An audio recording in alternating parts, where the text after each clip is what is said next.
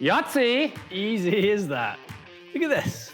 Game-changing technology. For $100. It's crazy that like that much, I know it's 2 degrees or whatever you changed, but visually sitting at it, it just looks so much better. Yeah, you can control it. And again, I hadn't changed my loft and lies on my wedges ever, but I'm kind of upset that I didn't do this earlier with the lob wedge. All right, guys, welcome back to the channel. So today we're taking a deep dive into the biggest or best bang for your buck service that I believe will really help you guys dial in the part of your game that so many people just, when they come into our stores, just don't seem to have right in their bag setup. We're talking about Wedge Fit today. For $100 in the US, 125 here in Canada, you can get dialed in for your wedges, lofts, lies, lens, everything that you need in order to hit your wedge shots closer. And I truly think that is the best bang for your buck. Mac, you've never been fit for your wedges in a sense of have the lofts checked, the lies checked, you just play them as you get them? Yeah, I mean, for me, I've always played standard loft lies, just because I do some strange things with my swing, so sometimes being just standard is the best. Yeah. But I do grinds. I've been fit for grinds properly and like turf interaction, that kind of thing, but never loft and lies, which I feel is pretty important with me. Big time. Do you notice anything in around, like, because you're fairly steep, so when you get into some softer turf, I mean, you'll take some big old pellets. Yeah, definitely. I'm definitely, like we talked about earlier, I'm definitely a guy who leans on it a little bit and compresses everything all the way down to a sand wedge. So yeah, if it's soft, I can rip some pretty big divots. And do you ever notice anything with the shape of them? Do they look fairly even like toe to heel? Toe down, it looks like. Yeah, I would say little bit kind of furry on the toe side. 100%. Yeah, I'm definitely a handle raiser through impact and just kind of I'm a high hands finish. So for me, I think it's like a bit of that going on. So you and me both, pal. All right. So I'm really keen to run through your wedges. From a proximity standpoint, we see by far the biggest changes in our players when we do this with them with the wedges. Often as toe down players and they struggle with the short, in your case, short left. Yeah. Right-handed golfers just falling weak and right of the green and never getting to the target. Often just a lie angle adjustment, making them a little bit more upright relative to the dynamic impact angle makes the world of difference to start line, curvature, spin retention, face relative to path, all those things that really, every foot we get closer to the hole, we shut down that proximity, just gives us the chance to up our percentage of putts that we make. So let's start with your pitch and wedge. You are someone who hits wedges further pound for pound than most. Yeah, and it's because of how much I lean the shaft and compress it. Really so I'd compress say it. Pitching wedge goes anywhere from 145 to 160, depending on the shot I'm hitting. Yeah. Obviously, if I'm hitting like a trap draw to a back right pin, then I'm stepping on it, leaning the shaft, and it's getting a little bit more out of it. But just a stock one would be 145 in the air. Okay, show me just like a nice stock one. Okay. That was hosel rock. Can we keep that? That's world class. Can we keep that? Yep. That was unbelievable. That hit the, that actually carried the hospitality tent. No, it's funny. I'm actually good for at least one hosel a month. It's like... Is that right? Unbelievably, like a real hosel. I'm not talking little hosel. All right, normal. Good swing. Reset. The only man I know that can reset and hit it straight down the pipe after a shank. A little bit short there, came out of it. I normally don't get into the shanks, which is good. Normally it's like a one and done, and then I'll have another one the next month. Good strike. Just hear that one. And you said earlier something about, when you play with people and you hit some of these nice wedge shots, people comment on the sound. It's just that, it's that compression, right? It's the 46 degrees of loft that's delivered at 35. 100%. It's a wedge sound for most people is like a clack or a click, or almost. Mine is like a 9-iron or 8-iron or 7-iron. So. It exactly is. I mean, you're de-lofting that down to, literally for you, that would be your, pretty much your 7-iron. Right.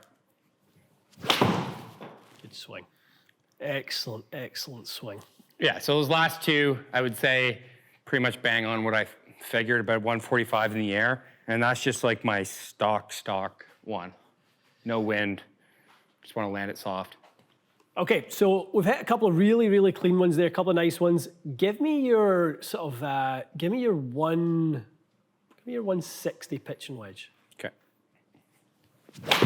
Okay, 154. So it was a little bit of uphill, so it robbed us of a few yards, but pretty damn close. So we can see your lie angle now on the draw shot is 7 degrees toe down. Okay. So at times this will cause some problems. Ball below the feet. Totally.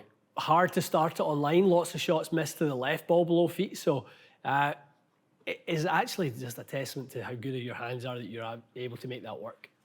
All right, let's go 130 softy. Okay. Like with a pitching wedge? Yep, same thing. Just I want to see the draw and fade dynamic delivery. Okay. Yeah, so obviously this one, last one was that trot draw. I'm going to try to feel like I cut this one across a little bit and hit like a fluttery cut almost. Nice, really nice. Yeah, so quite a difference. So I actually don't think it's as much to do with draw or fade. I think it's the amount of speed that you put into it. So I see that a lot with players in the Bay, that the more they push their club head speed, the more they use vertical force and handle comes up. So in your case, when you hit the draw shot that you were trying to get to kind of fly about or go about 160, you were 96 miles an hour with a pitch and wedge. When you hit your lovely little fade, you're 83. Right. That's the difference. That's why, that's why you deliver the handle up so much. Okay, I wouldn't mind having a little bit of a play with lying, just to see how we get with that. Right now they're standard. I wouldn't mind going a little bit upright. Yeah, and I think one thing I will say is like everyone's going through that craze where like, oh, wedges are supposed to be flat. And I think it does make sense for someone who plays golf normally, but I think for a guy like me that's always changing it, I think I used to love being upright with clubs. I used to play everything 2 or 3 degrees upright. In the last few years, I've gotten away with that, or I guess didn't do that anymore. And I think it's something that I would be worth experimenting again with. I just think for you, Mac, I think just setting a better baseline, kind of like what we said with your driver.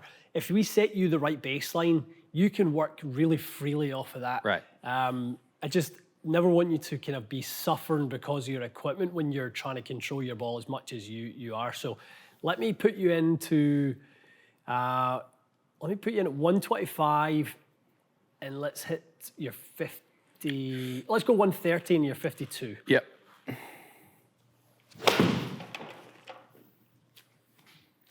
Okay. All right, let me trade you back into new pitch and wedge. Yeah, see it looks better for me. Does it?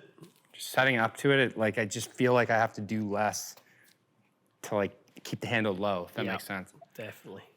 Okay, so I want to go 130, so just hit one to a 138 number for me. Okay.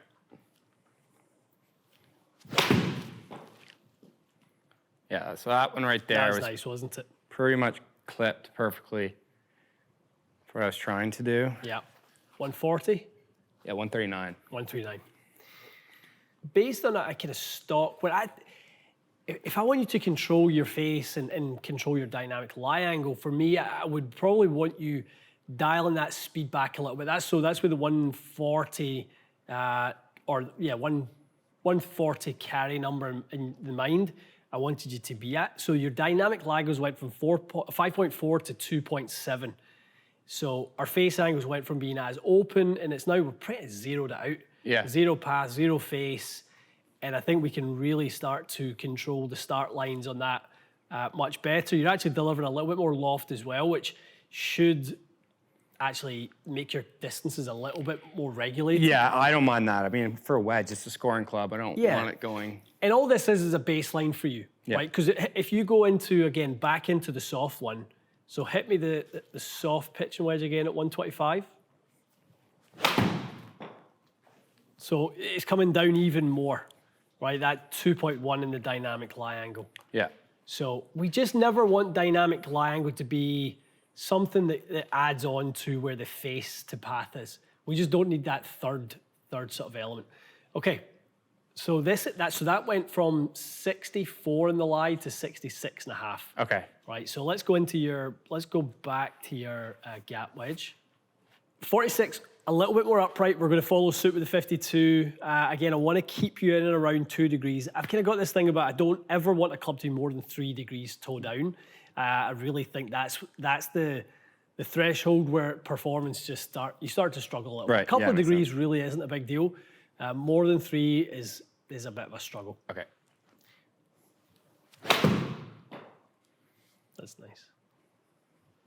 That to me was sort of the best delivery I've seen. Yeah, that felt good. That was really, really good. Still similar in the angle of attack. Dynamic loft 42, 50 your D loft at 10. Yeah, I mean, which is pretty much bang on where you were with the pitching wedge. 46, you were D lofting down to about 35. Yeah. So it's about bang on. Give me one more. Good, very good. Okay, perfect start lines. Okay, so on the 52, again, starting to see that kind of consistency of lie angle, the amount down. We've only moved it 2 degrees, but we've actually dynamically moved 4. Right. And I think that's a little bit of shot as well, that the shot has changed, from being, from hitting it as hard as you do, which is complete. I'm totally, you're going to do that and you're going to know how to control the face. You're just now doing it from a starting point of, you can now control it from 2.4 toe down versus 6.5. If you're a bit, like we said earlier, a bit of a ball below your feet lie, and I mean, it wouldn't be out the realm if you're hitting on a little bit of a slope, if you're overplaying in Scotland or Ireland and you're kind of in amongst the sort of little mounded kind of rough areas, you could be effectively 11, 12 degrees toe down and have the wind coming out the right-hand side and have no chance of ever hitting a ball on line. Yeah, that makes sense. That's where it starts to get really, really tough. And this is just a much, much more manageable spot. I even think, like, looking at this now that you've changed the lie angle, at setup, I feel like even if I do step into one of these, it's just going to be easier for me to match that handle with how much toe down that is. Because I don't, before it looked like I was going to be like here at impact. For sure. And I think, that causes some confusion with the golf swing as to, okay, how do I need to set up this stuff to lower my hands to get it to be a little bit more toe up and kind of not lose it out to the left. But yeah, I think just, again, all we're doing here is creating a better baseline and you'll work off of that. Yeah, 100%. Okay, let's do 56.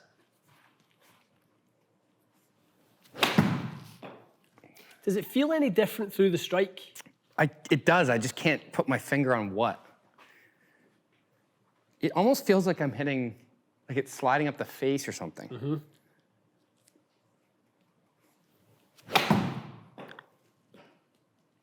Really good. Okay, one more with the sandy, and then we want to hit lob wedge. So good. I just think when you get your delivery as good as this is now, we get the club coming in like so consistently on terms of the lie. Yeah. I really think that's going to have a massive, massive effect on your accuracy with these wedges. Yeah, I agree. I mean, as I said, I like the looks of feeling like that handle's a little higher. Okay. Because it allows me to feel like that's the way that I'm going to get the club back at impact without having to try to get it back to that. And those who have done enough in-depth wedge fitting will be probably asking, like, what about if he has to play a bunker shot? What if he has to get the handle low? We just talked about that, didn't we? What club do you use mostly out the sand? You do use a bit of this. Yeah. So, yeah, I wouldn't mind seeing you just kind of hit a couple just quickly in close. Sure.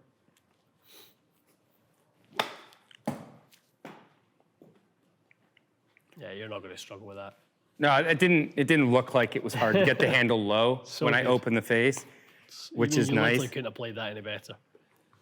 So 60 we haven't touched yet. We've moved 46, 52, and 56. We've not touched 60, predominantly because you never hit full shots with this one. No, I used to be like a big fan of just ripping 60 and hoisting it super high, but the only time I hang this thing full is if it's like a tucked pin and I need to like muscle it out of like a rough lie or something like that. But for the most part, it's strictly from like 50 yards and in or shots around the green. That's pretty much it. Okay. Let's go to your number there. Let's go to your 50. Okay. Do it. Okay. Good strike. Little toe down. A little toe down. Okay, one more.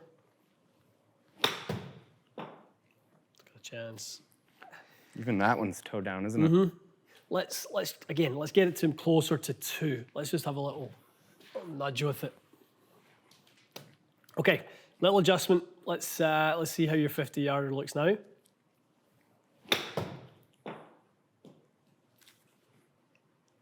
Yahtzee! Easy as that. Look at this. Game-changing technology. For $100.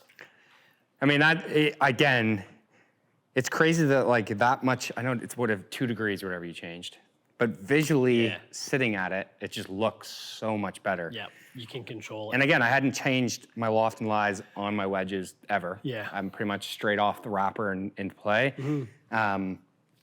But I'm kind of upset that I didn't do this earlier with the lob wedge, because just for like a 50-yard shot like this, like I actually feel like I have more confidence looking at this right now. Honestly, if you don't have your lie angles dialed in for the wedges, you cannot believe how much you're leaving on the table in terms of performance. Yeah, no, It's wild. And you know me, like I've always been like pretty suspect of things in terms of, because I'm so feel-based that I can just make things work. But I know.